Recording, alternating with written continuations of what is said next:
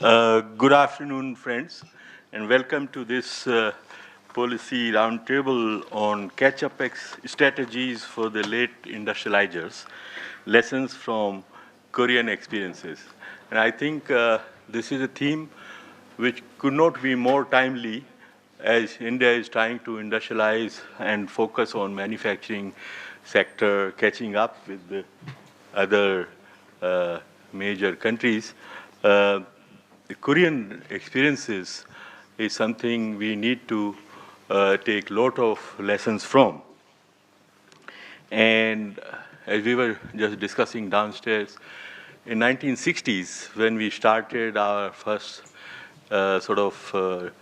experience with import substituting industrialization, uh, Korea and India were roughly at the same levels, or maybe a bit ahead of Korea, as Mr. Shankar pointed out.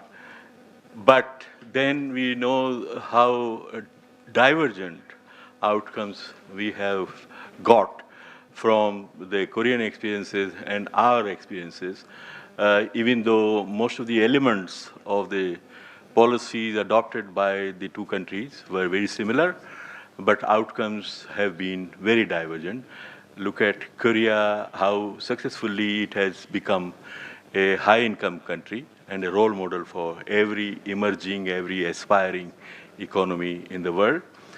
And India, is struggling in its journey towards that prosperity, or inclusive prosperity, if I may like. And now that we are making another serious attempt to industrialize ourselves and build manufacturing capacities in modern industries, there is nowhere better to look than Korean experiences. And so for that, I'm very delighted to welcome Professor Kun Lee, a very distinguished professor of economics at Seoul National University, who has written extensively over the years on the industrial policy, innovation policy, and experiences of Republic of Korea in getting where it has got, and also analyzing what, to make of the Korean experiences and theorize some bit of that. His latest book, you may have seen, is Innovation Development Detours for Latecomers. So this has just come out, and I'm sure he will talk about that. He is in India at the invitation of Dr. Rakesh Mohan, who hosted a very fabulous dialogue over the past 3 days. I happened to be part of that, and it was great learning experience. So Professor Lee was one of the key contributors to that dialogue. And to discuss this presentation that I'm sure he will enlighten all of us, we have our own Mr. Ajay Shankar, former industry secretary, who needs no introduction because he sits on ISID board also and has been a regular contributor or columnist and public intellectual on industry-related matters. You see his columns in Business Standard and all other places. And to steer this discussion, I could not think of anybody more, appropriately, placed than Dr. Rakesh Mohan. Dr. Rakesh Mohan was in the Ministry of Industry as economic advisor in 1980s. And ever since then, he has been involved in policy making in one or the other avatar or incarnations. He was also a deputy governor at the RBI, then secretary in the Department of Economic Affairs, before that chief economic advisor in Department of Economic Affairs, and and then he has headed practically all major think tanks of the country, NCER, ICRIER, and now he has recently, given up his presidentship of CSEP. This is his Center for Social and Economic Progress, which has become a major hub of economic and social policy research in India. And, one should have seen the lineup in Nimrana, which he hosted, Nimrana Dialogue, for the past 3 days. Very impressive lineup of top economists and thinkers from all over Asia. So I think we are very grateful, Rakesh, that you found time to join us. And I felt very sorry, and I was regretting why we took 3 years to get you to this building. First time he's coming, and we should get you here more often. Of course, I have tried in the past, but you travel quite a lot, and so I remember in 2-3 occasions I reached out, but we could not, have you. And so finally today, at least we break the ground with you. So over to you, and we are in good hands. Thank you very much, Nagesh. Thank you very much, Nagesh, for inviting me and for your excessively kind words. I'm always very grateful that I have very good friends for a long time, and they always say nice things about me. But when they talk to me, they don't say such nice things. This is really a topic very, very close to my heart, to my thinking, especially at this juncture of our development. We have to remind ourselves that we are still low middle income in terms of the World Bank's classification of countries on per capita income is about 2,600 now, or something like that, 2,600 or so. Korea is now what? $35,000. And China is around 12,500.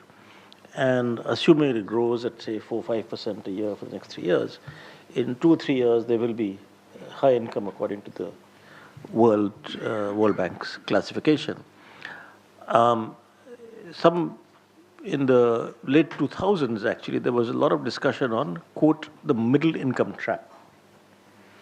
And there are just a handful of countries, that many countries have grown very fast from low income to low middle and then middle income or upper middle income. There are just a handful of countries who've gone past middle income. Korea, Japan was the first, Korea, Taiwan, Singapore, Hong Kong, and now China will also join the very small distinguished group. I've actually just I gave a lecture at the Reserve Bank last week, 10 days ago, which I titled Escaping the Low Middle Income Trap. Okay. Many people will probably now, I might have to wear a helmet when I go out because we are talking about being a developed country very soon. This is a very important issue that we have grown fast for more than 30 years, fast meaning 6-7% a year. That's, for a huge country like ours, that's an amazing achievement. And the question is that how do we go further? And that is why I think that what Professor Lee is talking about is very important. What can we learn? How have things changed? That is to say that the countries like Korea, Taiwan, Japan, Singapore, Hong Kong, and so on, or even China, the conditions, the global conditions in which they were way different from current global conditions. So it's a matter of debate whether weak or late industrializers now, and so I should say late industrializers now, whether we can do the same things going ahead. And one of the interesting things about India is that in the case of many of these countries, they started with labor-intensive or labor-using manufacturing to become competitive in the world, and they then kept going up in terms of the technology ladder, in terms of industrial sophistication, etc., so that Korea and Taiwan are now the leading manufacturers of chips, right, of semiconductor industry and so on. Starting from footwear. In the case of Korea, wigs was a big, was a big early export, no? And in our case, it's very curious. We're among the probably, maybe the only one who have not done labor-intensive industries. The problem that many of these middle-income countries faced was that they had to graduate out how to go up from labor-intensive industries to higher technology, higher complexity industries. In our case, we haven't got into this. So one of the questions I think that will be interesting is that do we first need to do that, particularly for employment, or that actually we can skip that completely and leapfrog?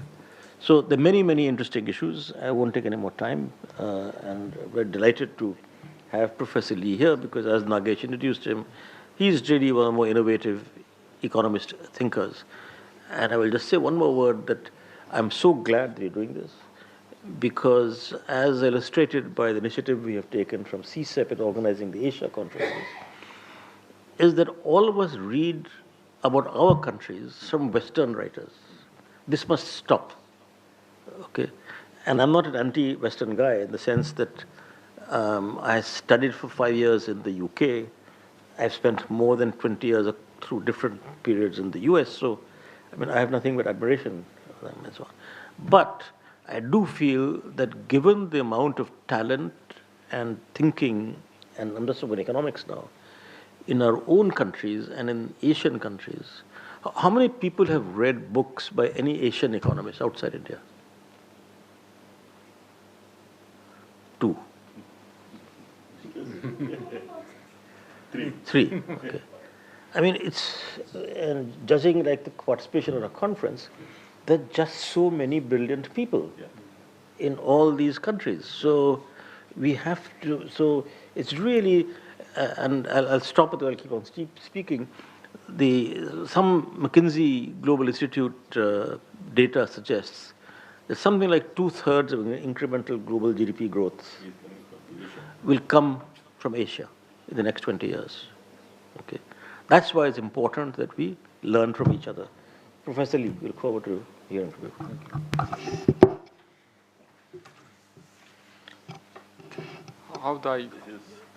Okay. Thank you.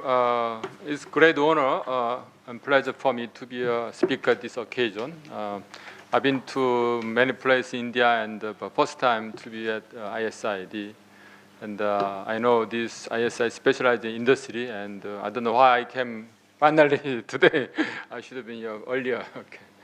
So as introduced by the organizers, sponsors, my topic today is about catching up by latecomers, and mostly from East Asian experience or Asian tigers, and also from other countries. So that's specialty of my book. I will be introducing right now. Okay. So we are talking about catch up, and where this word came from is from by a very famous article written by Abramovich, Catching Up, Forging Ahead, and Falling Behind. This article is about European economy, how they are doing each other after World War II. So I'm bringing the keyword into context of global South, so emerging countries. So catch up is basically close the gap between you and your target, as mentioned by already this right now. Okay, so it can be discussed in terms of national level or firm level or even technology level. So basically, rise and decline of nations and firms. Okay. Then I written a book about 5 years ago about the art of economic catch-up, and this book about the detours and leapfrogging and barriers. What are the barriers? Example, the IPR protection in the north against southern export is barriers. Then also it can be a source of problem, but we can still catch up with the foreigners by taking detours or flying on a balloon, which is leapfrogging, our windows opportunity. Even though the ladder might be kicked away, as mentioned by Ha-Jun Chang, So we don't need leather. We can take a balloon, which is leapfrogging. Okay, so that's the book I focus on this concept of leapfrogging. Okay, in the book I talk about 3 paradoxes of catch-up. First is to be similar, you got to different. So that means eventually you got to create a new path or try leapfrogging, although you begin by imitating. Second, straight road may be late, whereas a detour can be faster because highway is faster road, but when there is a traffic jam, you cannot move at all. But if you take detours where not many cars there, you can reach the target earlier. But you need to have a skill or innovation capability to take a risk. Okay. And third, you can fly through window opportunity, or you might fall through windows. So you need a strong wing to fly. Without wing, you can fall through windows. So that's about managing risk of leapfrogging. Okay. So these are the key messages from my previous book. Okay. Then this is my new book, just came out 2 weeks ago. It's open access. So it is about also detours, but I'm raising several new issues, especially this context of deglobalization era, which is now unfolding. So how to manage global local interface, that's a new topic in this book. So why I have to have another book? Because this book, I'm first arguing that there are not single but multiple pathways of catching up. Okay, so there are multiple pathways. And second, FDI not enough, but we need to promote locally owned companies by managing global local interface. You got to be open. You should not be closed. But openness does not guarantee success. You got to manage the interface importantly. Then that's how to promote the locally owned companies.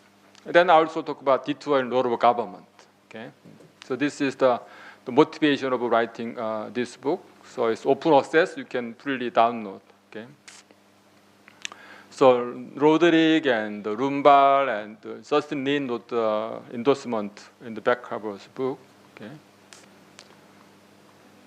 So the background is the deglobalization, which started by several moments, starting from 2008 GFC, then the Brexit, then US-China trade war since the Trump, then pandemic is brought to production-based globalization, and Russia and Ukraine were another blow to globalization. So I think there are several key themes in the period of this deglobalization, which are the role of states is coming back, or industrial policies, whereas globalization is phasing away. Then changing GBCs and geopolitics and new competition technology. These are the key words. So I'm touching upon some of these in the book. Okay. So the key question and answer in the book is that first, fundamental question facing latecomer is that whether we should follow or not the path of incumbent other countries. This is most fundamental question facing us. But answer is that we got to follow initially. But eventually we have to take detours or create our own path. Because if we keep following the path of incumbent, we're always behind them. Okay. And that's the catch-up paradox 1. Okay, and to be open or not, we have to be open, but we have to manage the global local interface with a strategic vision, so as to create locally owned big business, not just SMEs. Between SME big business, all the bankers all emphasize SME, but I would say the opposite. Don't spend your resource too many companies, but focus on several companies and let them grow first. Then SME follows. That's the experience of Korea and China nowadays. In terms of sectoral choices, not only manufacturing important, but also IT service, as in India, also some resource-based sectors, as in Chile, Malaysia. It's an example of diverse sectoral choices. In Chile, wine, salmon, fruit, wood are doing much more export than the copper mine and so on. In Malaysia, rather than just IT manufacturing, the growth engine are now palm oil, rubber product, and petrol product. So this is an example of not just manufacturing, but other sectors can be a source of growth. Okay, so then I'll talk about detour and role of government, we saw the government's role should be decreasing in linear fashion, but I'm saying different, in other words, inverted U-shape. In low income, we just follow the resource-based advantage, so no need to roll government. But at the upper middle or middle income, we have to get into high-end segment. That's not easy. That's why we need more role government in terms of like public-private joint R&D, break into high-end segment. Otherwise, this breaking into is not that easy. Then after that, we can have a less role government. So it's less role, more role, less role. This is my argument in the book, last chapter of the book. So this is a table content. First, I talk about innovation system, and there are several pathways, and I discuss Indian pathways or alternatives. Then discuss chapter 3, global local interfaces. Chapter 4 is about firms co-evolution with sectoral, national, regional innovation system. Chapter 5, a separate chapter on Korea's experience, looking at this digital perspective. So chapter 6 is about role of government in the inverted U-shape. So today, I'll show some essential part of the book. This diagram shows the idea of detours. So not only manufacturing, but also service and resource sectors. So there are balanced, imbalanced development in terms of building innovation and sectors. Detour one is that you should join GBCs, then building up local companies, then join GBC again. So it's kind of a non-linear strategy in joining GBC. So in terms of successful industrial policies, you got to have local ownership, and you need to have export orientation, which is source of discipline for the world market. Otherwise, it might be subject to problem of entrenchment. Okay. Then another detour is initially all companies are small, but we can focus them to make them into several big businesses. Then SME follow after that. Okay. So why we need a big business? Because it's to facilitate entry into new sectors by mobilizing resources into a focusing way. Then they are the who can lead the R&Ds, and they are the who ensure more resilience, where the SME can survive on the umbrella of big businesses. The another detour is from IT, like short cycle technology, to bio, machine to long cycle technology. These are the key argument of the book. Okay? And Korea is serving as exemplar cases. So let me go several key themes. First, multiple pathway. In other words, traditionally, we used to think that linear view, first from primary sector, then manufacturing, then services. But this is somewhat rigid, and we can be, as mentioned, like one, we must skip some stages, like manufacturing, like India, and we can jump to the services, or we can keep utilizing more from primary sectors. Agriculture can be high tech.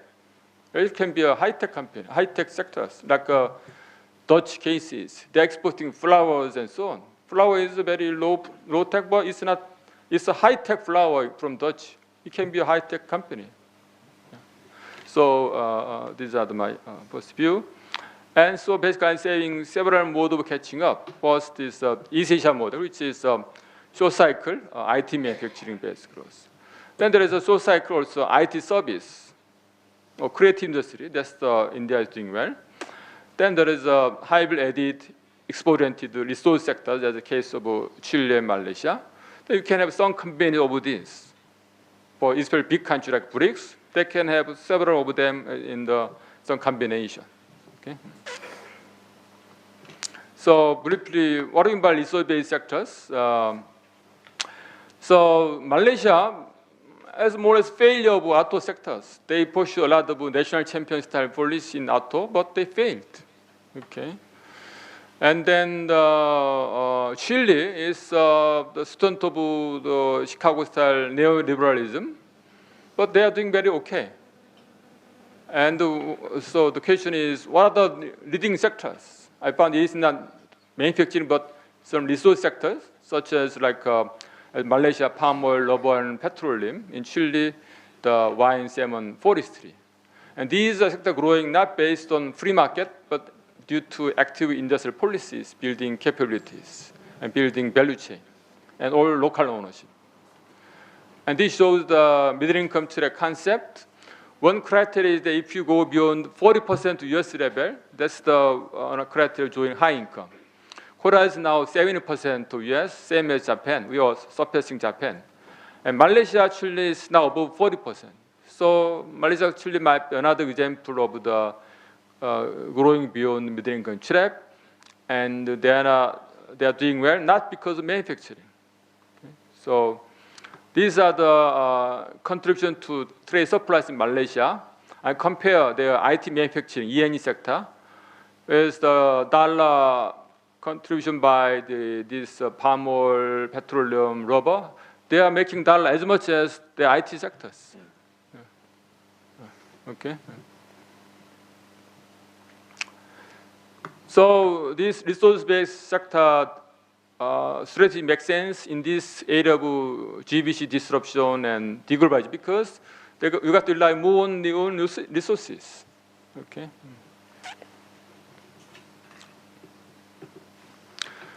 Then in the chapter 2, based on these ideas, I talk about multiple pathways. It can be discussed in terms of national element system. So in the chapter, in my article, I discuss there are several NIS pathways. There are mature pathway, mature NIS. There are two catching up NIS. One is the easy, India is more balanced. India is strong in short cycle IT services, but long cycle pharmaceuticals. Whereas the East Asian path is more based on short cycle IT sectors. Okay. Whereas there is a two long cycle specialization, bio and so on. They are trapped in the middle income trap. They are the Brazil and Argentina. So I discussed that in the book. And then this shows South Korea's sectoral distribution of US patent into 6 main categories. Korea has all the patent in 2 IT. One is the computer and communication. The other is electrical. Very little in long cycle, drugs and medical. So it is imbalanced short cycle orientation catching up. Okay, but I have a graph for India. India is very balanced. India is strong in drugs, but now recently there is a rise of patent in IT, computer. So India is, I call it balanced NIS, which is good. India's success in drugs, pharmaceutical, was very difficult, but you have success because you have very early start. Whereas Brazil and Argentina have 2 late starts, so they are not making much success. Or they have some several patents, so it's trapped in the middle. Okay. So in the book, I have this graph of cycle time. Cycle time is how quickly knowledge is, technology are changing in the field. Short cycle means that very quick change in the knowledge field. That means you have a high growth prospect, many frequent innovation. Also low entry barrier because all knowledge is quickly destroyed. It's where the creative destruction is happening more frequently. So something is destroyed quickly, but something is emerging. So this base sector to specialize by latecomers. Low entry barriers, high growth prospect. But it can be both manufacturing or it can be services. IT services also short cycle. Okay? But now Korea is trying to go into long cycle. Long cycle is good. High entry barriers, high profit rate. But it's hard entry barriers. You cannot go there from the beginning. You're building a capability, then you enter long cycle later. This is happening in Korea, Taiwan, and China recently. Okay? So this is Korean journey itself. So Korea, from mid-80s, Korea starting from apparel textile, but from mid-80s we turn into short cycle, telephone switches, memory chips, cell phone, digital TV. Then from 2001 we have turned into long cycle, which is medicine, basic sciences. So Samsung is now betting heavily in biosimilars and biomedicines, long cycle. Finally getting into that. If you arrive in Incheon airport, there are huge factory by Samsung doing the contract-based manufacturing of biomedicines. Okay, so Samsung is trying to switch from short cycle to long cycle. Okay, this is detours, another detours. Okay, So I said there are one or two pathways. We want to become more balanced, mature NIS. That's our goal. But there are two pathways. One is the Korean style imbalance catching up, specializing in short cycle, then later long cycle. The India, Russia, and some groups are in balance. They are doing some short cycle and long cycle in balanced way. So these are the two possible. The idea is to show there is a possible pathways. It can be imbalance and balance pathway in terms of NIS, which is similar to the classical debate about the balance versus imbalance development strategy between Knox and Hirschman. Okay. Then the theme 2 is in the chapter 3 about how to manage global local interfaces. And then I discuss case of Chile, Malaysia, and some other region, like Penang and Shenzhen, and then auto sectors in Thailand versus Malaysia, and so on. Next. So this shows the palm oil sector in Malaysia. Malaysia used to export only unprocessed palm oil, early days, the black color. But later, now they all switched to processed high value-added palm oil. So that's why they're making the more dollars. Okay? They are the leading export engine of Malaysia. And this doesn't happen by free market. It's planned by government in its policies. So they used to export unprocessed palm oil. When they switched to exporting processed palm oil, the EU charged tariff against Malaysian export. How can you try export processed palm oil? Okay, so to counter this European tariff on the processed palm oil, they started to charge export duty on crude palm oil. They eventually take over in London stock market 3 British the plantation company. This is a major breakthrough in their getting this national ownership and become the engine of growth. They did wholesale takeover in London stock market of a British company. So it solved all problems after that. Okay, and then they added R&D support and fiscal incentive to do more R&D, set up several research institutes in palm oil. This becomes now most important export engine of Malaysia. Whereas the semiconductor is kind of middle income Chile.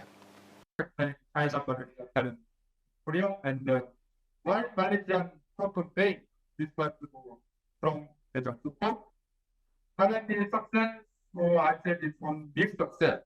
And whereas China is great success, not practice. Okay. Then here is the GBC participation. This breakthrough that F2BA, which is the share of polyphenol export. When you export, how much is from polyphenol? So current graph is showing that price is high, but keep growing from within. Right? Because localized, formal imported in the middle part, such as effect. So now we have open again to be increasing because we have manufacturing growth. So it didn't get the increment. But for it, means are increasing, decreasing, and increasing. In our impact. The decreasing part is critical. This is how you localize when you foreign benefit by local. This happens in China. In China, they are showing that keep dying, keep decreasing. Since 2000, China localizing, also going for the intelligent fact. Whereas Thailand, Malaysia, very remain high. Keep dying on foreign intelligence. This is the but I put Thailand is not it's a big success. And it's the local video. I call it enough. So that's that. Malaysia failed because they broke up budget for no discipline for world market. They didn't fight in market. They didn't bother people and didn't. Thailand is upset because they are still okay in export market for local nation is the no local all owned by companies. China is successful in the Korea from domestic competition and local emerging and also other needs. So that's the way anyone has industry successfully. industrial police to be successful require local ownership and carrot and stick. Without stick, only carrot is a source of failure as in Malaysia. Okay. Then I discussed also 3 cities in Asia, Taipei, Shenzhen, Penang. Key contrast between Shenzhen and Penang. Both are the studied as the FDI hub in the IT manufacturing. Penang studies 1970, 10 years earlier than Shenzhen, which started 1980. But nowadays, Penang is much below Shenzhen than GDP. So Shenzhen is now far ahead of Penang, although Shenzhen is 10-year late start. What's the source? Of course, on the left side, we see the patent. Non-patent, Shenzhen is a lot, Penang is very little, because R&D is not much done Penang, because R&D is done by headquarters of multinationals. Next. This shows who owns patent. And this shows the Taipei is high and Shenzhen increased rapidly. Used to be 0%. All patent from Shenzhen used to be foreign R&D, but now 100% Chinese ownership. But Penang still remain 0 or less than 10%.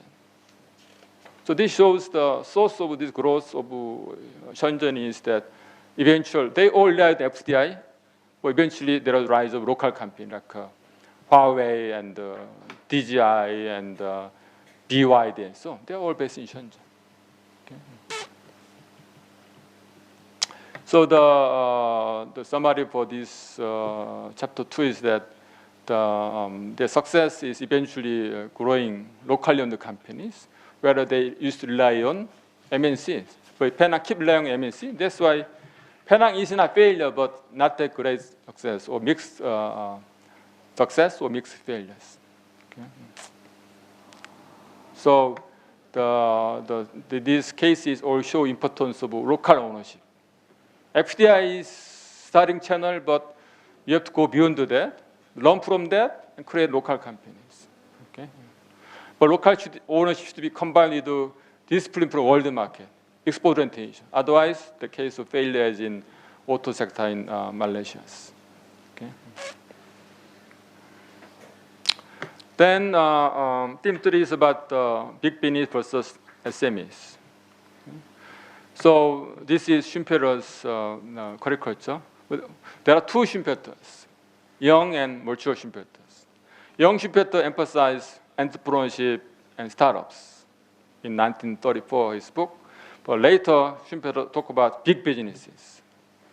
Okay, so this is very interesting. In other words, so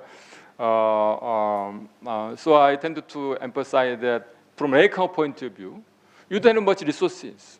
You got to mobilize resources into key company or key sectors and bring them big business first and SME later. That's my ideas based on East Asia. Okay? So which one we should target? Schumpeter 1 or Schumpeter 2? Okay. So I said there can be detours from big and SME later. And that's actually happened in advanced capitalism. We saw in US, Germany also rise of big business. Then now emphasize startups. And Korea has also examples.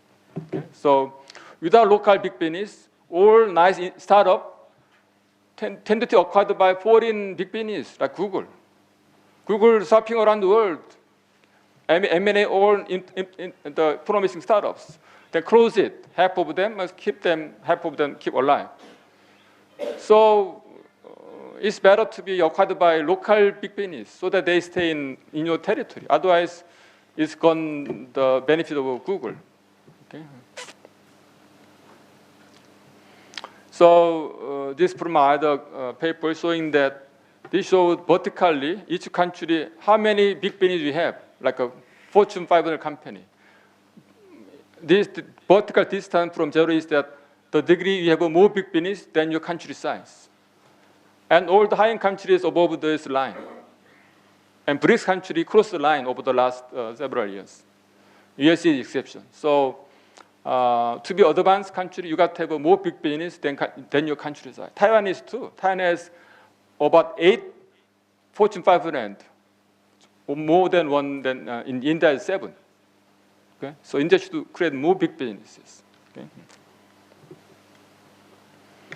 But then you can talk about concern about economic concentration. It's a lot of concentration issues in Korea, but the share of top business share controlled. This shows the top 30 Korean Jabil's share is less than around 10% something. Right side we have Samsung's value added in GDP. The peak was 5%. Now it's 2% something. So you don't have to worry about that much about this economic concentration powers. Okay. This shows how many SME suppliers there to Samsung or Hyundai Motors and so on. So under Samsung, there's a couple of thousand SME growing. So Samsung, more than 7,000 SMEs under Samsung. Hyundai Motors, more than 5,000. So umbrellas. Okay. And many startups in Korea are former employee of this business group. Korea's Google, Korean version Google is Naver. Naver's founder is former Samsung employee. Okay. This is Silicon Valley model. The big business, the company employ quit and start their own company. It's happening nowadays in Korea. And many big business supporting these startups. Okay. This shows number of unicorns across countries. Across US is number 1, then China, number 3, India. India is doing very well in unicorns, startups, very good. But how about big businesses? You have only 7. So in 1990, China, India both have only 3 out of Fortune 500. Now China creates 130 Fortune 500, more than US. India still 7 only, less than 10. But we are good at unicorns. So now India should turn to policy emphasizing big business, how to make them grow big, rather than just creating more and more SMEs or startups. The issue is not how many startups you have, how to make them grow faster into big. That's the important issues. Okay. Then this is the big tech platform company in US, China, Korea. So Google, Amazon, Facebook. And China's each counterpart. China's Google is Baidu. China's Alibaba is Amazon. And Tencent is China's version of Facebook. And he showed how it took how many years for them to be on the stock market. Google 6 years. Baidu 6 years, similar. So this shows efficiency of the stock market in each country. Korea also, Naver, Korean version of Google, it took only less than 4 years, quicker than US. Even though Korea is home of many big businesses, we are able to create unicorns and let them grow fast because of this secondary stock market, called Kosdaq, it's Korean version of Nasdaq. Okay, so having this secondary, tertiary stock market important tool to promote startups grow into big. Okay. Then finally, the role of government. I talk about inverted U-shape, U-form. So more role by government at the upper middle stage to break into high-end segment. So as I mentioned, in low-income stage, we all follow the resource, the income-based advantage. So not much need to have a role government. Okay? Investment happening anyway.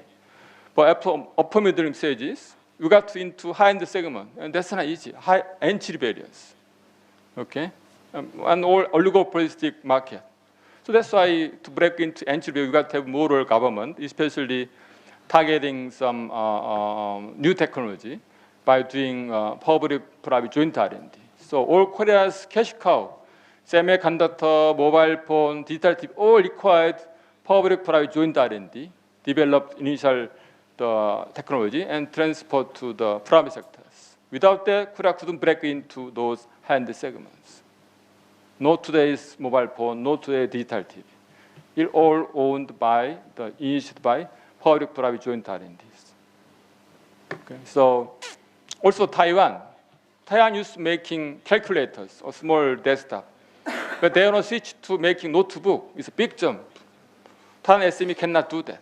So Taiwan Italy came in to the R&D and transferred outcome to Taiwan SME. That's why Taiwan SME made a big jump from making calculator to notebooks.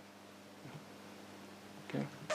This is ETD-led private joint R&D, made them China company, going high-end segment. Next, in Korean, Samsung's memory chip businesses. Samsung also started making chips based on OEM, based on American, Japanese design and so on. But Samsung starting from making OEM to going to making chip designs and emerged as #1. And there was a joint R&D between ISID, one government think tank, with Samsung LG to develop the design chips. And design chip was, nobody was able to teach Samsung. So Samsung set up R&D centers in Silicon Valley, or joint R&D. This is how Samsung able to not remain at just fabrication, but go into design and eventually all value segment done by Samsung. It requires public-private joint R&Ds. Okay. So in general, I would say there are two modes of government intervention. One is the slow yet steady mode, which is the Penang. Penang is okay, but Penang only emphasizes human capital or risk-free upscaling, so that MNCs stay in Penang even if there rise of wages. So Penang is okay, it's upgrading, but it's not that great. Fast mode is like Shenzhen auto sector in China. They invite all FDI, but eventually they put emphasis on bringing local company. Okay, beyond just providing human capital to the MNCs. Okay,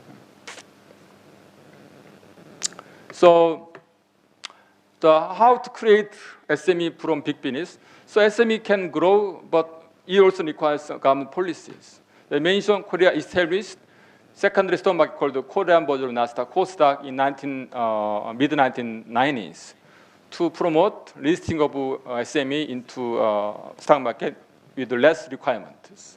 It became a home of all many startups and venture companies. Okay. Then this shows how many companies on stock market versus regular stock market.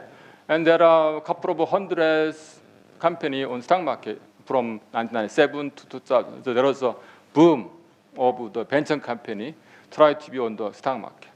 Okay. And China does also this secondary stock market to promote high-tech companies, high-tech startups. Okay. Then another scheme is that something called Advanced Market Commitment R&D. What it is? This is to support SME in machine tools and components. And SMEs are not willing to do R&D because even if they develop some part, there is no guarantee that big business suppliers, big business companies are willing to buy from SME. They all learn to buy from foreign companies, from Japan. So government has a scheme to coordinate this dilemma so that, okay, if you develop some component, it will be purchased by big assemblers. Don't worry about that. This pre-arranged R&D program. The same, this is happening in the vaccine development. So we had a similar idea for manufacturing component and supplies, advanced market commitment. We'll buy your product, so please go ahead and use the R&D. Don't worry about that. This is very important. It's happening more and more cases, more and more money is happening, still going on. That means it is successful. Okay. So then we have another program called TIPS. This is incubator program for startups, but this involves both public and private. So whenever there is a promising idea of startups, they are supposed to submit some proposal. Then the government, the agent, private angel, screen the proposal and say this is okay. Then the angel is supposed to invest as an equity shareholders partly, but also there is a government R&D grant. So it's both private sectors are screening the possibility of startup. If confirmed by private angel, the government add their money, 5 times more money than equity investment by the angel. So the most successful startup program happening in Korea. It's not just top-down, both bottom and top-down together, hybrid mode. We tried many SME programs, all failed, inefficient. Okay, but only some of them are successful. These are what I mentioned today. Advanced market commitment and tips and so on. Okay. So conclusion is that this book provides alternative to prevailing idea of development in several sense. First, there are not single passages, there are multiple pathways. Okay? And we don't have to follow the path of incumbent because there is barriers. There's a ladder might be kicked away. That's why you have to seek detours or leapfrogging to overcome IPR barriers, to overcome protectionism. And then key element to success is that you got to maneuver these global local interfaces. You got to be open. You got to open the FDI. But learn from them, create your own company. That's the essence of long-term success. Otherwise, you'll be middle-income children. Then these creation of growth poles are possible not by free market or by active policy intervention. And managing this interaction of sectoral, regional, national, and firm-level irrigation system. So instead of traditional private manufacturing only, you can have emphasizing local ownership and knowledges, okay, regardless of which sectors. Okay. So thank you. That's it.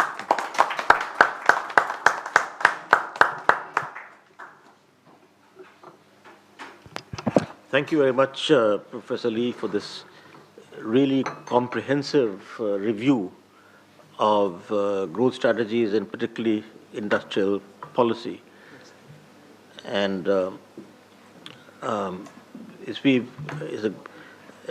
now you've given me further incentive to read your book, which you kindly presented to me. As Nagesh would tell you, when I went to Maastricht 30 years ago, to the United Nations University Institute of New Technologies, this is where I met Nagesh, I was actually working on European industry and technology policy. That's the only project that I began, which I've never finished. So I was there for 10 months. I'd done all my research work. I'd written 3 chapters of my book, but the next 3 remain to be written. So this is really very, very interesting. So Ajay, may I ask you to give your comments? How many minutes?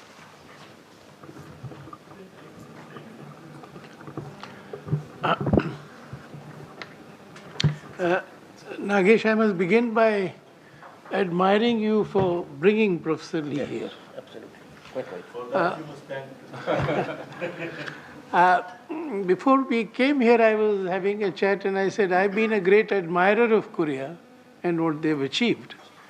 And the admiration began way back in 1986 when I first visited Korea and went to the headquarters of Samsung, where I saw a presentation where they planned to overtake Sony by 2011, and they did it. I'm waiting to see some such presentation in an Indian corporate boardroom. And I entirely agree with Rakesh Mohan's comment that we, I think, paid a heavy price and continue to pay a heavy price by not following economic policy and economic history outside the Anglo-Saxon world and how they see the rest of the world. I had made a facetious comment earlier, and I'll repeat it, that we have been a country with great potential for 75 years. And every 10 years, we appear that we are on the verge of takeoff. I hope this time we are taking off, but I can't say so with confidence that we are. Now, whatever was said was music to my ears, because I have been a great advocate of the need for intelligent industrial policy. Now, we paid a heavy price till 91 by believing that we could micromanage a continental-sized economy in the rooms of Udyog Bhavan, and we made a mess. But nevertheless, by 91, our per capita income was at par with China. In technology, we were at par or ahead. By embracing the free market mantra of the Washington Consensus, China is 5 times ahead, and young Indians don't believe that we can catch up with China in the foreseeable future. I do. I think we can catch up, but I find it very difficult to get any young Indian to agree with me. Now, the extreme length to which we went in embracing the free market mantra, I will narrate with 2 anecdotes. One is when I was Secretary Industries, we got a study done by OECD on how open we were for FDI. And the study naturally said we were very open. So this was a presentation at OEC headquarters in Paris. And that day, the lead story in the Financial Times was that Tata's had bought out Chorus. So everybody in that room wanted to know what role we had played in this big acquisition. And I said, we believe in the free market. They've done it. We had no idea. I have learned from the newspaper the way you have learned from the newspaper. Fast forward a few years, two young researchers came from London, not Indian origin. And they said that we understand that government of India does not believe in favoring its own companies. Is that true? And if so, why? And again, I gave the usual speech of, the free market and how wonderful it is.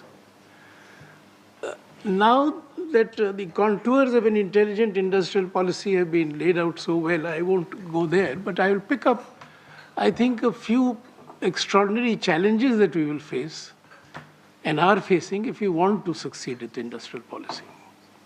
The foremost is the mindset. The approach of our decision makers is as follows, that the markets know best.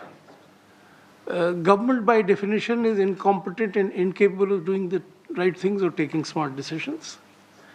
Then there is a fear of corruption and regulatory capture. And then there is the premise that MNCs and FDI will drive India's modernization. Now, these attitudes are still there, they haven't gone. And so that I see as the biggest challenge. The second one which I see, and which I'm so glad he brought out so well, that there is no formula.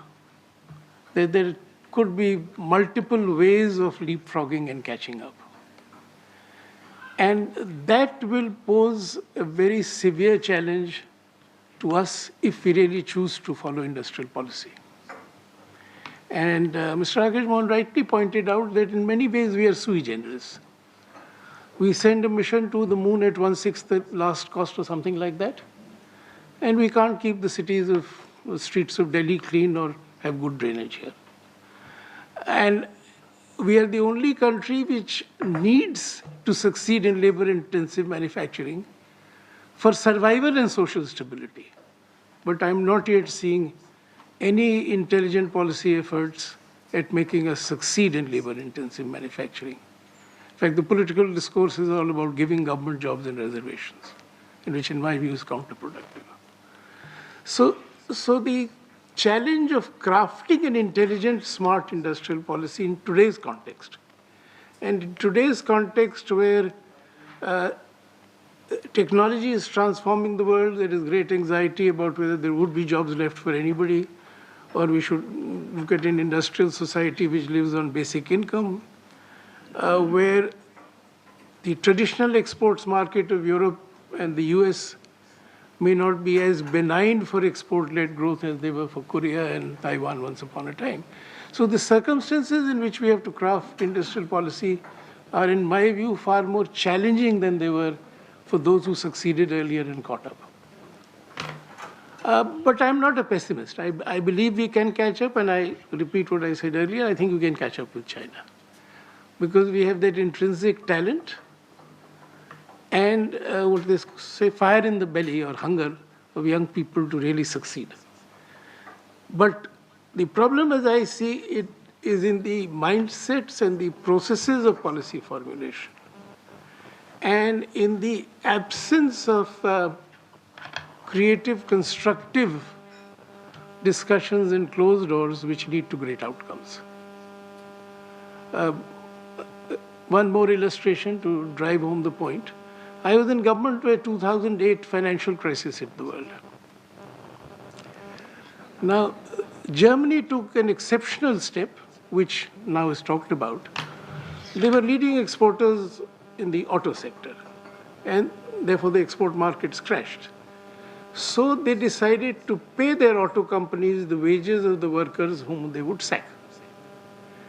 And they did it on the ground that the crisis would end, and when the exports market came back, these companies would not lose time in hiring workers, and they could meet the export market.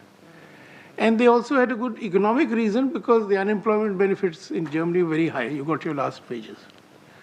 So they were the first in the world to do it. This idea was picked up in the West, tried to handle the COVID crisis. So I think we in India will have to really craft a range of creative policies after a lot of serious discussion, and I'll encourage you to, and both of you to, get from the macro level to a micro level discussion and debate on policy design. And I think we can do it, but I think we need a lot more ambition. I mean, I still believe that aspiring for 10% GDP growth rates is not unrealistic for us. And if we try it, we may get there. And catching up has been done by very few countries. The bulk of economies get stuck at middle income.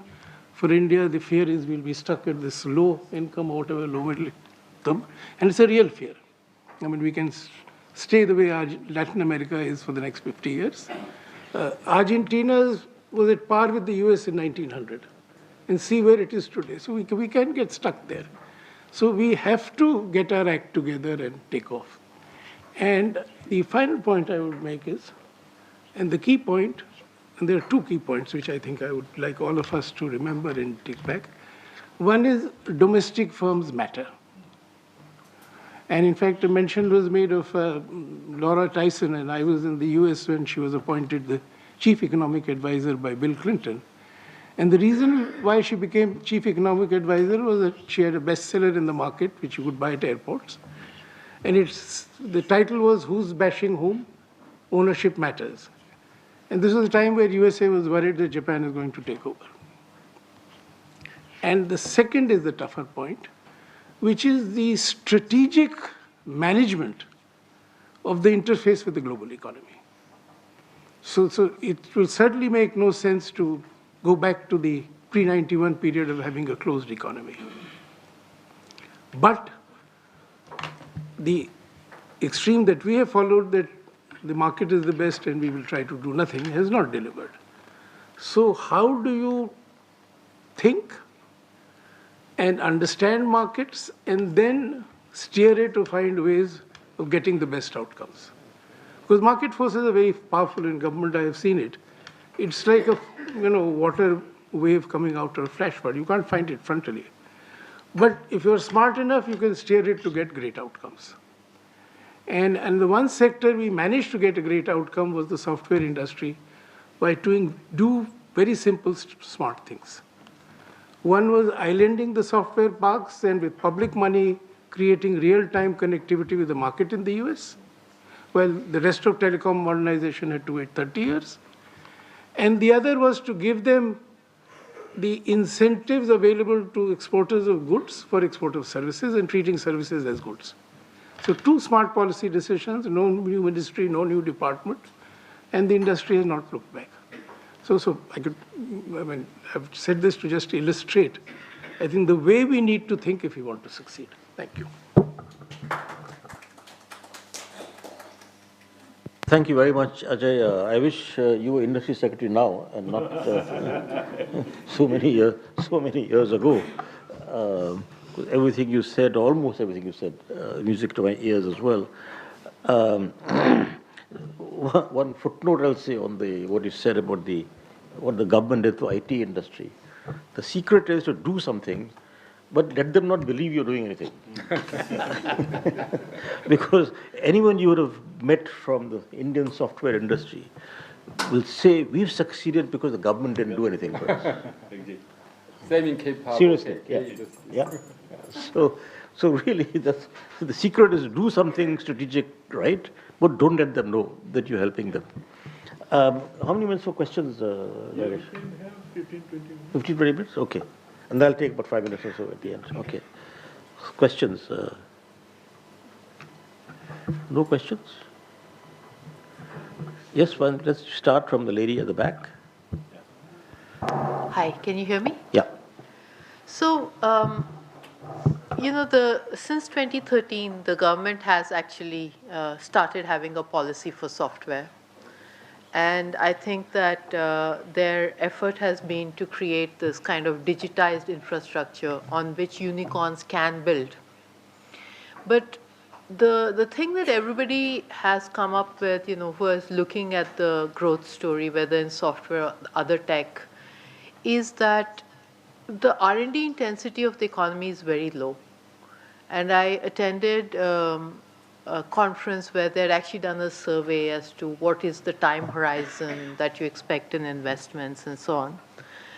And it came out that actually Indian businesses want returns in something like 5 years. Thus 50% of businesses say that they want their investments to pay back in 5 years. When you have this kind of short-termist thinking, how can you build those kind of capabilities and companies that you have talked about? That's my question. Thank you. Should we take a few questions? Yeah.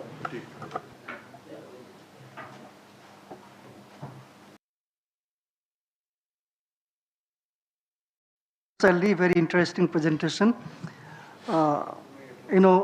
I have also worked in these issues, especially in the context of India and comparing India-China, and I found similar conclusions that we need industrial policy. But when you are giving a bit details, two issues I got a bit intrigued with. One is that India's IT sector strategy, was it good enough for catch-up? My understanding is that it was not good enough. It was not enough at all for catch-up, because the country of India's size, one sector would not give you enough forward-backward linkages and global linkages. Other service sectors are still more or less domestic, not trade-linked. Second thing is that when you say that India's innovation system is pretty balanced, I pretty agree with her that maybe balanced in terms of number of patents in a few sectors, but maybe then it's balanced at a very, very low level. And that's where I come to what Professor Ajay Shankar had to say, that when he found presentation by Samsung that by 2011 they will surpass Sony.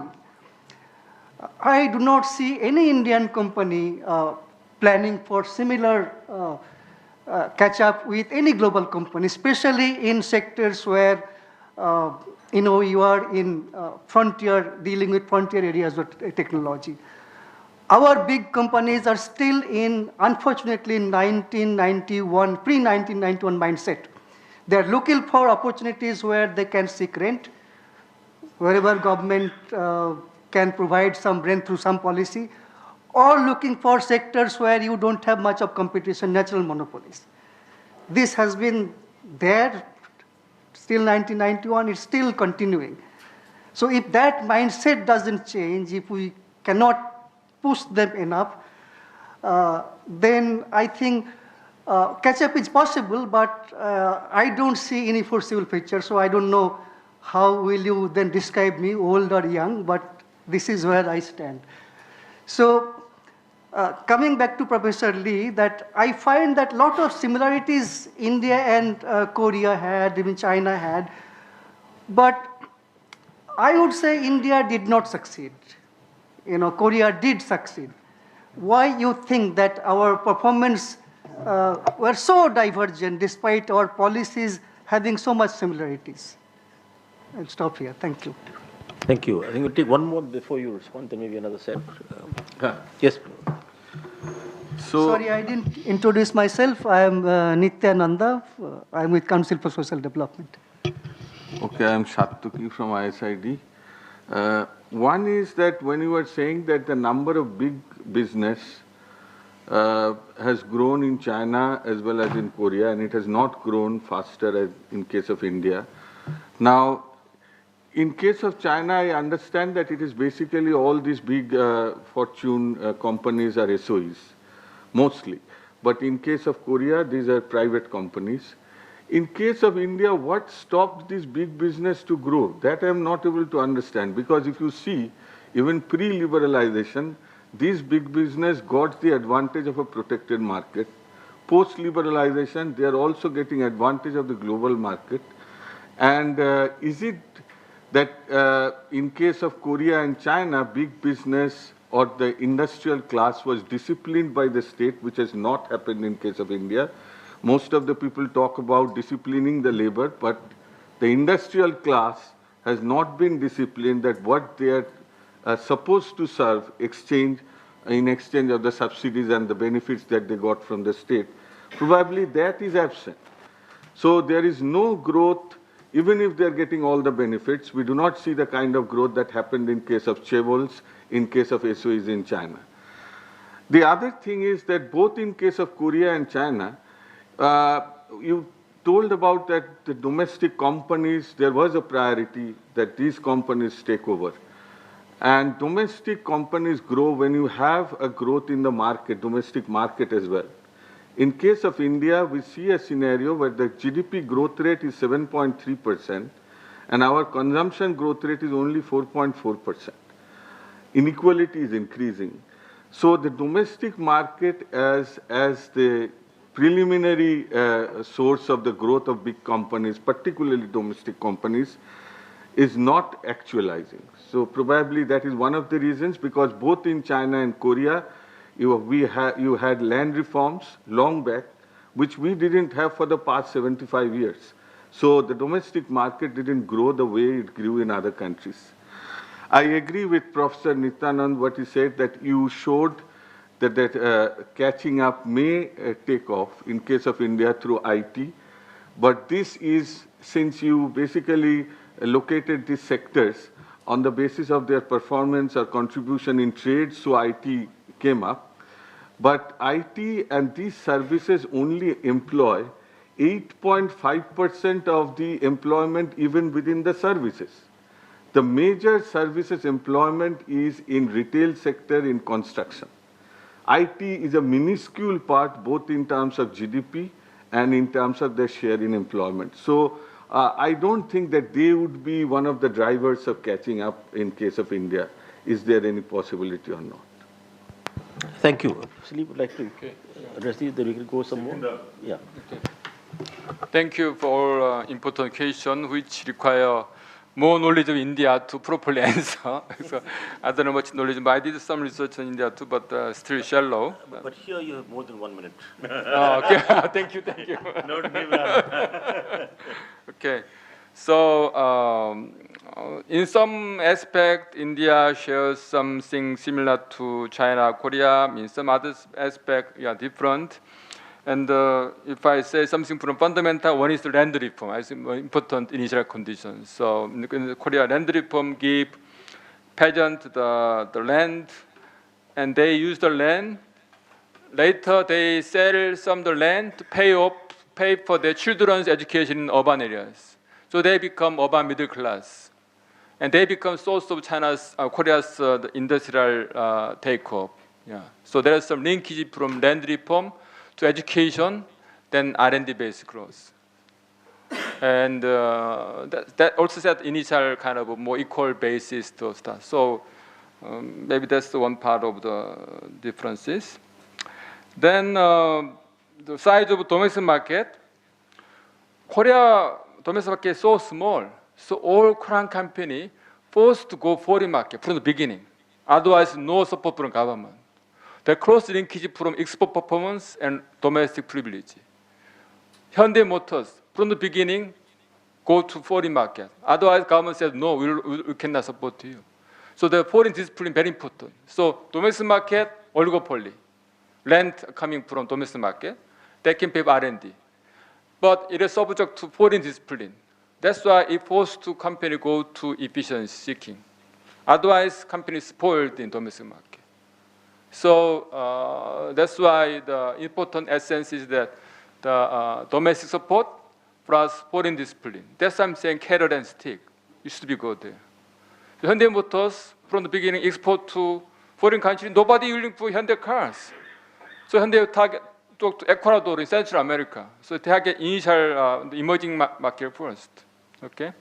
Then Hyundai tried to develop their own engine. Hyundai used to have a Mitsubishi engine. Hyundai was only body. And Hyundai tried to develop engine. Mitsubishi said, that's too difficult. I'll supply my engine. Don't bother to develop engines.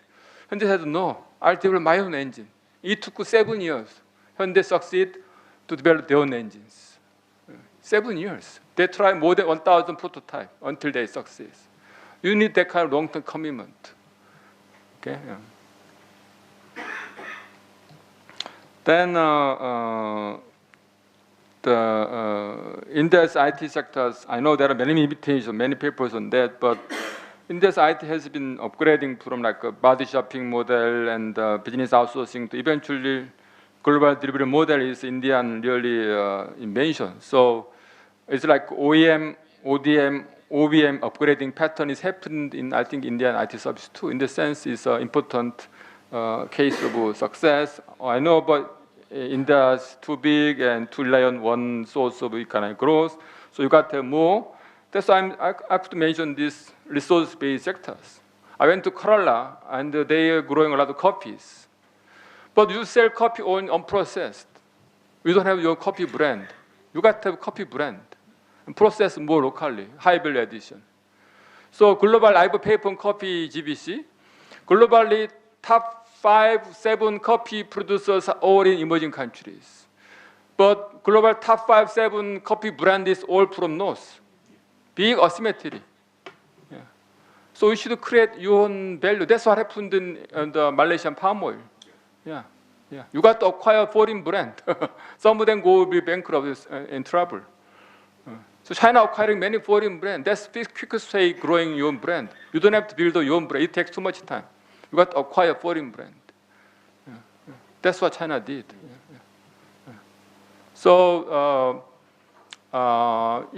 that's the example of resource-based sector. Coffee is most favored goods, very important goods. Yeah. But who are the all brand owners of agricultural food maker? All in European company. Africa, emerging countries should export chocolate rather than cacao, cocoa. Yeah. We should export cheese rather than milk. Yeah. Same to coffee. Very simple way. Yeah. Yeah. So those, if you look at that, there are so many sources of growth we can tap into. Yeah. Just underutilized, remain as potentials. Okay. A couple of other people. Yeah. Okay. Okay. Yes, please.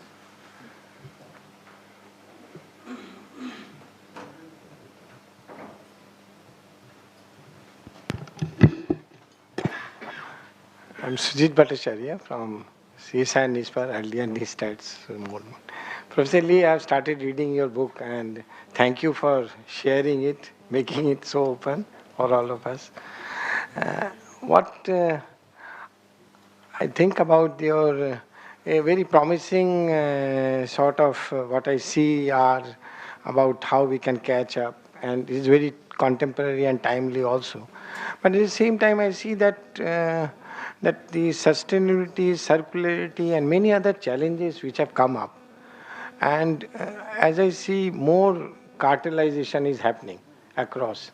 When you look at, we used to understand standards in a different way. Now we see standards are coming as anticipatory standards, and already you are blocking it. When you go deeper into the technology space, where really you can leapfrog, you find that even I was looking at this, studying at these tailpipe emission after treatment technologies, and I found that you just can't enter these type of technologies, and as the regulation standard becomes more stringent, you are dependent so much on these type of technologies which have so much monopolized and cartelized in a sense. Secondly, again, when I look at this, one would not tend to look at brain-computer interface technology. They will say that it is futuristic, but you see that the way it is happening, they are targeting almost 1/6 of us are actually confronted with this brain-computer, these neurological disorders and of various types. See that when I dive deep, I found that 3-4 countries are there USA, China, and others who are diving deep into that and creating the sort of patents and the monopolization which is happening across.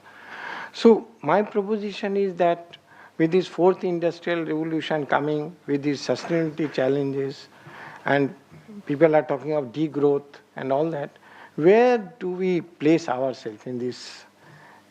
There are very good examples, as you have said, but when we look at really catching up in that sense, moving from the middle income trap and all, how we proceed. So I would like to. Thank you.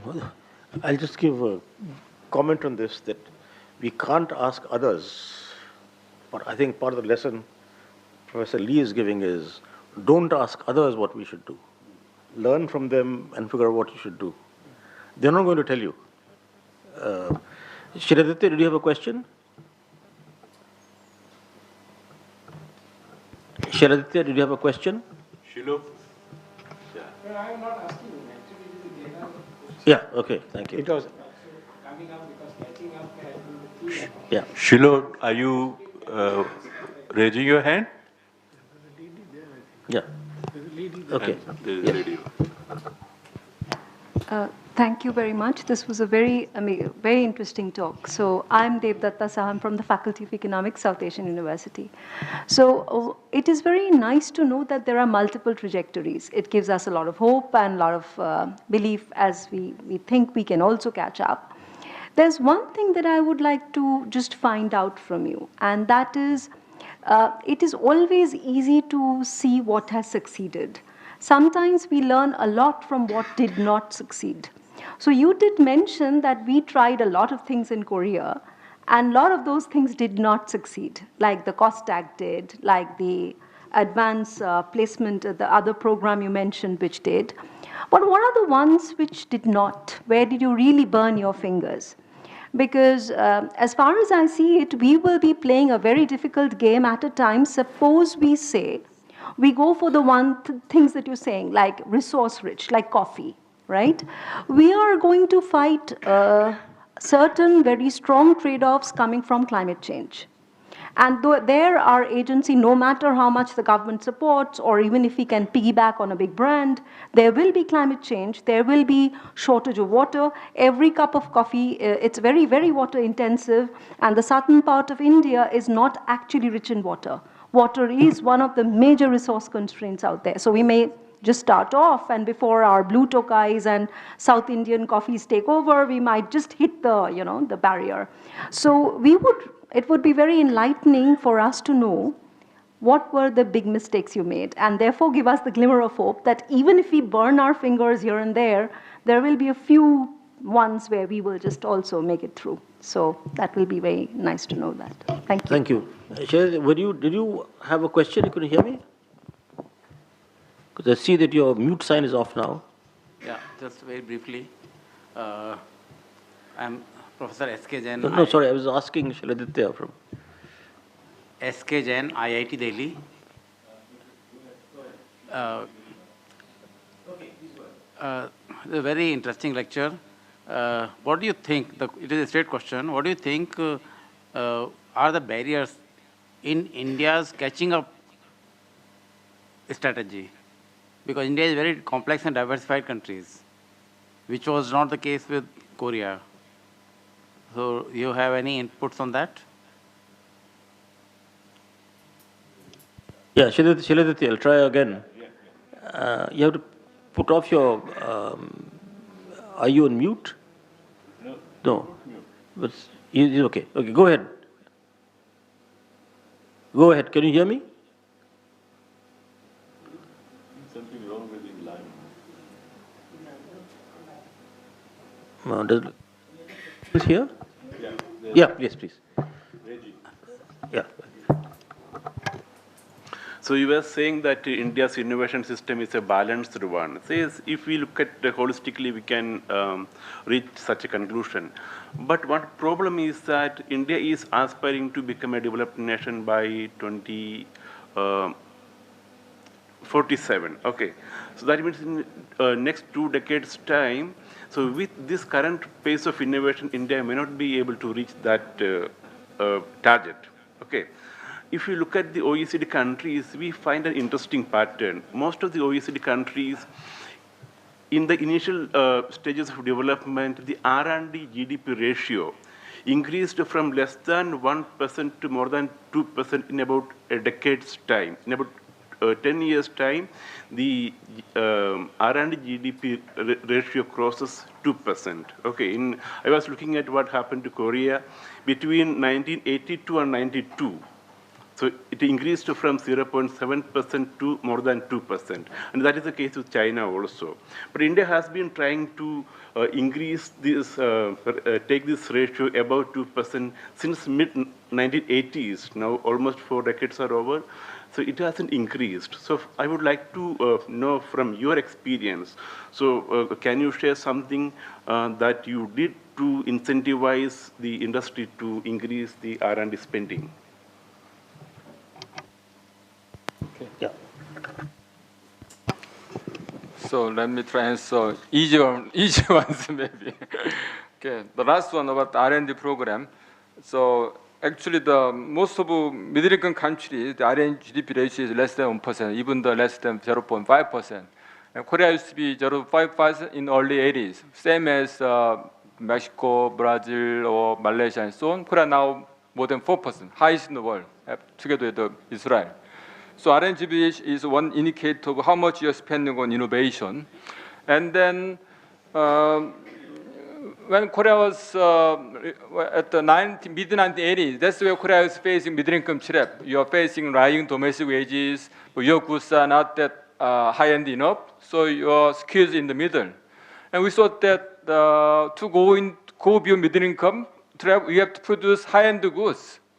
And that requires the expenditure on R&D innovation. And only with that you can pay for higher wages. So we realized that paying for R&D innovation is the only way to go beyond middle-income trap.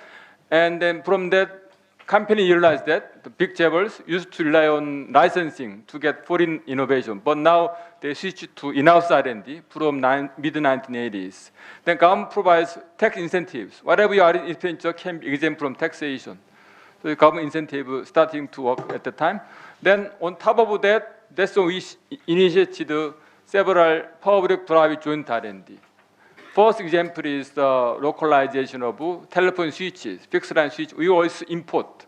We all rely on foreign switches, whereas the rising demand of telecommunication. So we target to localize telephone switches by public-private joint R&D. That's the first time we succeeded. After that, we become confident. We can do something. We can save dollars by localizing former monopoly of foreign imported telephone switches. Then after that, we come into the mobile phone and so on. So the series of R&D, joint R&D followed after initial success. And Taiwan too, the case of the notebook is a major example, major threshold that Taiwan getting into confident about this public-private joint R&Ds. I know India succeed also in telephone, the switch machine, but it didn't turn into mobile phone era because you opened the market and local initiative was gradually went down. I know the case of Brazil, India, same. Whereas China, Korean cases, initial R&D success in telephone switch become a stepping stone to success in wireless technologies. So the government policy of liberalization has a killing effect on initial R&D successes. Then when I say balance R&D analysis in India, I balance only in terms of short cycle versus long cycle technology. India is very unique. So all East Asian cases based on short cycle, which is IT manufacturing.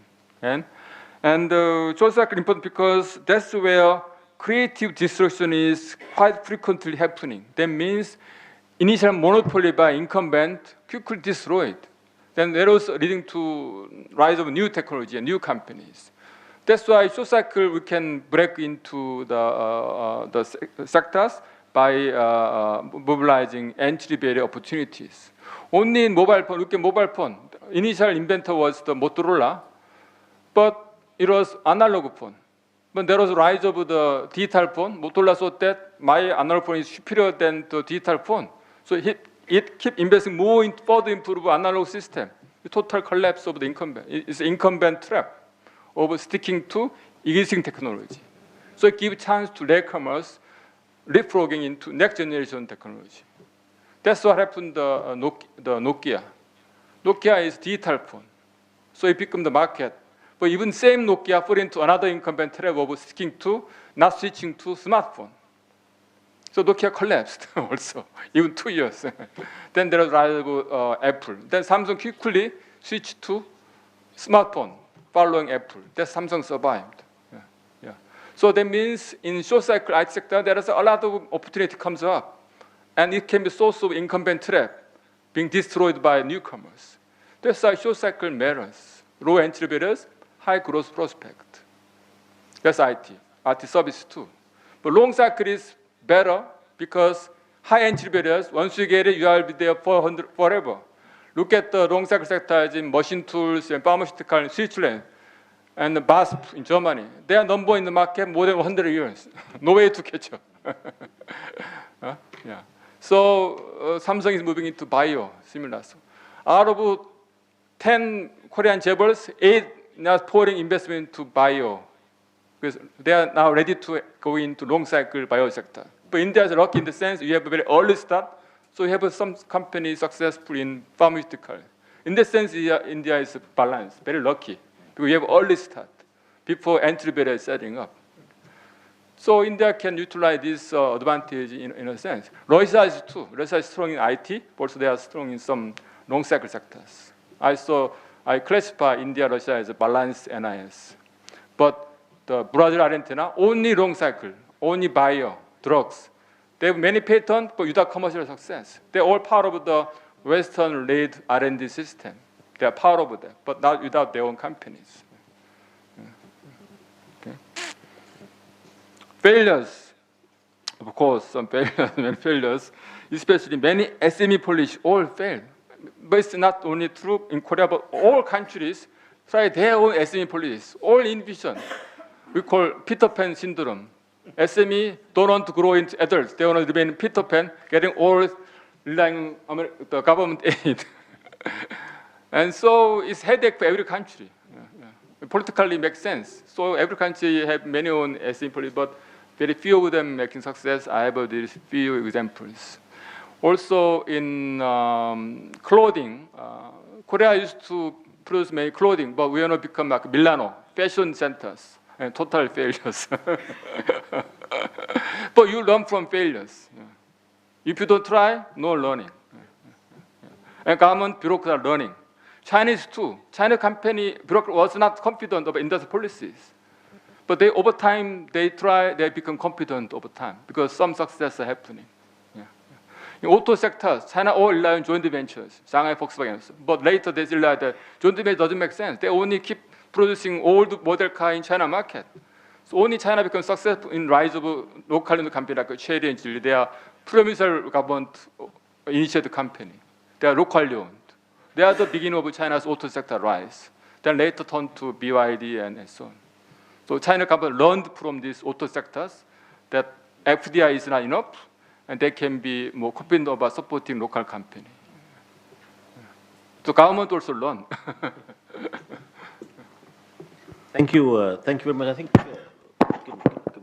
so. I'll just give a very, very few comments. One lighter vein. It seems you must have had a lot of traffic jams in Korea, because I've heard many Koreans give the analogy of traffic jams and then having pathways. So to give a very different one, a neurologist in Washington, when talking about brain injury, once you have brain injury, that injury never recovers. But the way he explained it was that some traffic jams occur, and so you take pathways.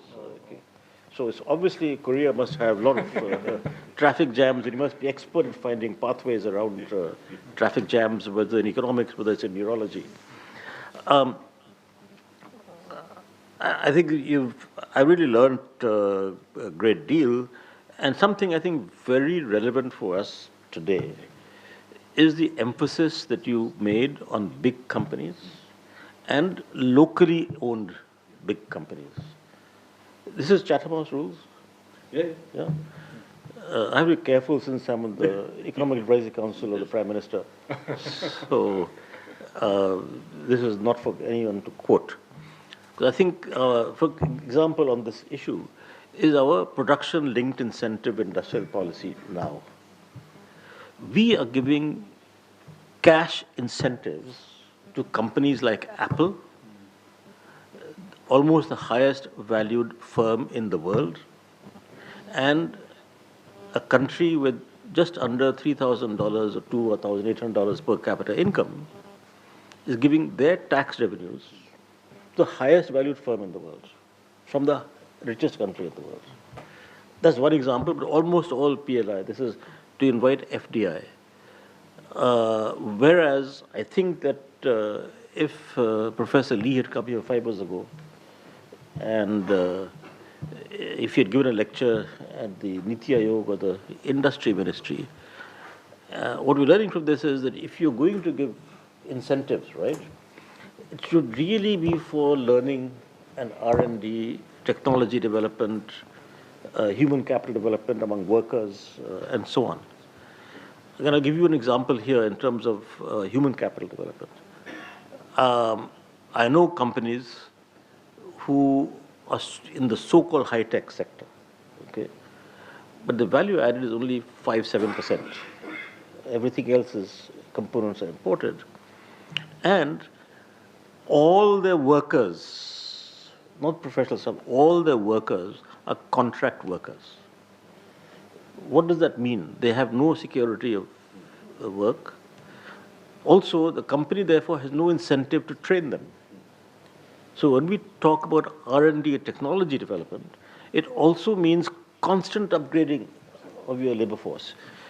A company in some sector, it can't upgrade its own capacity in technology or even just industrial competence unless you keep also upgrading your workers. And that's not going to happen if they're all contract workers. Okay. And essentially they get minimum wages. This is one of the better high-tech companies growing like mad. Okay. So I think this is, I'm just giving some simple examples where I have never been able to, I was associated with the first 1990, I wrote the industrial policy reform of 33 years ago, 1991. It seems like yesterday to me. But for most people here, they say, oh, this was before you were born. Yeah. But one of the biggest puzzles to me in Indian industry is we had thought that by opening the economy, both to trade, also FDI, and increasing competition domestically also, by removing all licensing and so on, that this would provide a much greater incentive for companies to do R&D, because they would have to compete. And my colleague, friend, Naushad Forbes, who was also there at the conference, who runs a company called Forbes and Marshall, he has written, he's also a PhD from Stanford, so he's almost half an academic, even though he runs his company. So he's very interested in this, and he has been documenting on how our people have mentioned this, that our proportion of R&D to GDP has remained the same, maybe slightly gone down actually, since 1990s, which I don't understand actually. He gave a lecture in ISID. Yeah, which I don't understand actually. So just great puzzle to me. So I think these are two very important things that you've said in terms of encouraging that if I have something like a production-linked incentives, why do we give them to foreign companies who have far more money than we do? And we should really be finding ways and means of supporting locally owned companies, but make them both competitive internationally, as you were saying, and also develop technology, do R&D. So that's one. And connected with that is what we were saying with the role of government. Okay, after a certain time, you said the government has to be competent. Okay, so that's the lecture I gave at RBI, I mentioned this, which is called Escaping the Low Middle Income Trap, the Imperatives of State Strengthening. And if people don't read the paper and just look at the title, they will say, what's happened to you? You were one of the champions of liberalization and reducing government. But I'm saying, obviously, government shouldn't do what it shouldn't do. The government must do what it must do. If you basically provision of public goods, which includes R&D, which includes, like you said, foreign trade negotiation. If there are trade barriers abroad, you must have enough competence here. Okay, I've also shown in that, given the data in that paper, that we have among the smallest governments. Okay, in terms of numbers also, in terms of people, say government employees per 100,000 or whatever number that you take. And to give an example, you know how many employees the US Department of Transportation has across, they have offices across the country? 60,000. Okay. I had the privilege of also chairing an expert group on railways in 2000, 2001. And then I looked at that time at the Chinese railways, how they've done the high-speed transport, etc. So China has, I think, 4 railway research institutes, they're public research institutes, with 4,000 or 5,000 people each. That is why, as you said, you get a foreign technology, then you work on it, and then do your own, right? In our case, I don't know what situation now, I don't think it's changed very much. The railways has one research lab, research outfit. What's it called? RDSO, the Research and Development Standards Organization in Lucknow. Last I looked, they didn't even have one PhD. Okay? So much for not even one PhD. We have among the largest railways in the world. I said this in our report 20 years ago, actually. We have one of the largest railways in the world. No shortage of technical people, but just no government, no state competence. So these are very, very important lessons, I think, that you need to have competence in the government to be able to have these intelligent policies, right? Sometimes you have the examples you gave on IT, actually. Sometimes you just have some individuals. Obviously, you always have. Because some of the IS are smart, actually. So sometimes you have very smart individuals, and they really make a huge difference. I won't go on much further, but I think that these are, to my mind, the most important lessons, and which I think we have to work much harder. Because right now what we are doing is, so I'll say one more thing, actually, in terms of R&D incentives. Since I also worked a lot on infrastructure, and I was among the people who promoted private participation in infrastructure and promoted public-private partnerships in infrastructure, PPPs.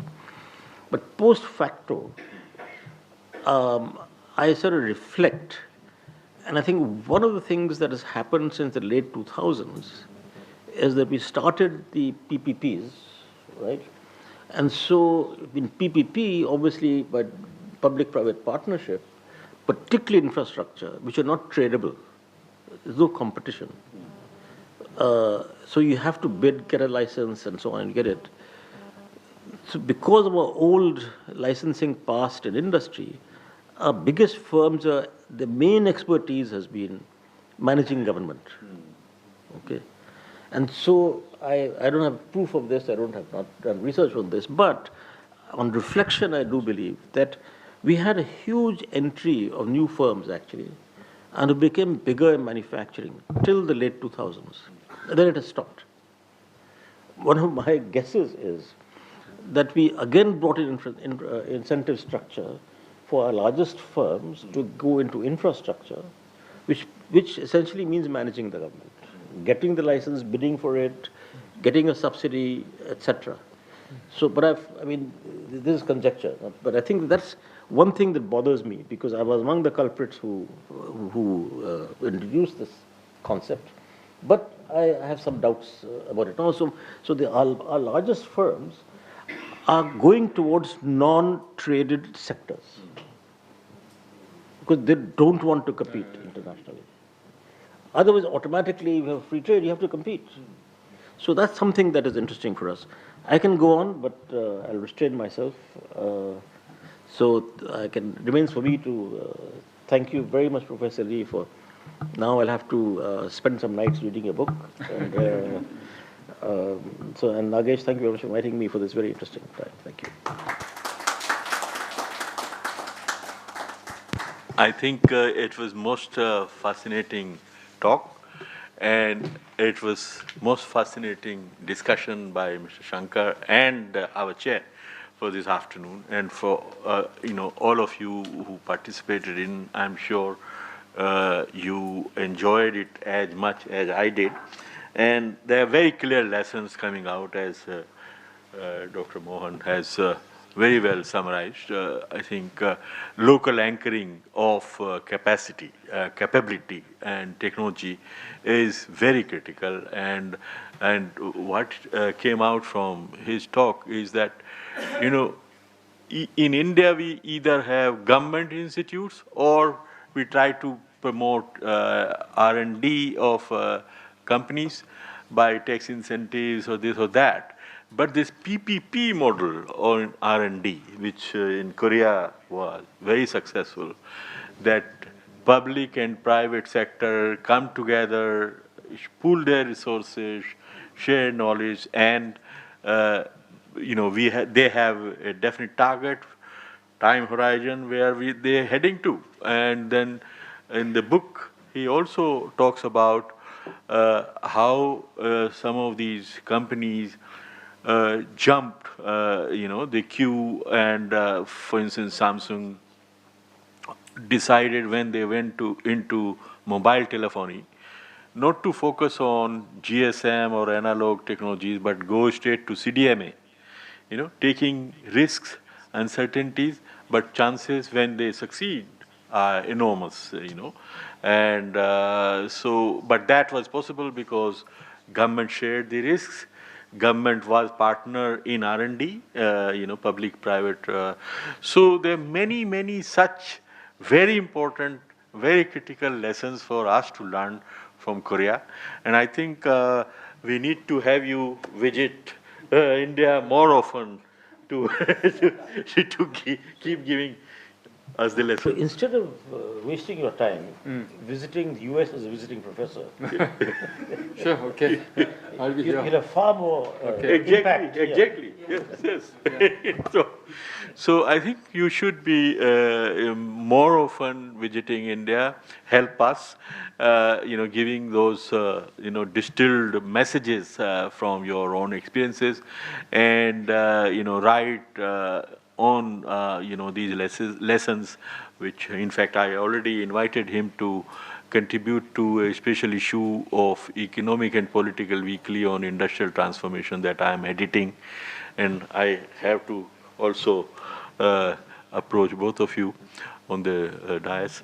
So I think we need to remain in touch and draw upon your very substantial expertise as we are trying to build capacities and manufacturing in India.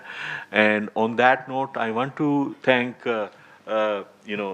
Professor Lee, of course, for spending this couple of hours with us, and to Mr. Ajay Shankar for joining and enriching this discussion, and to Rakesh.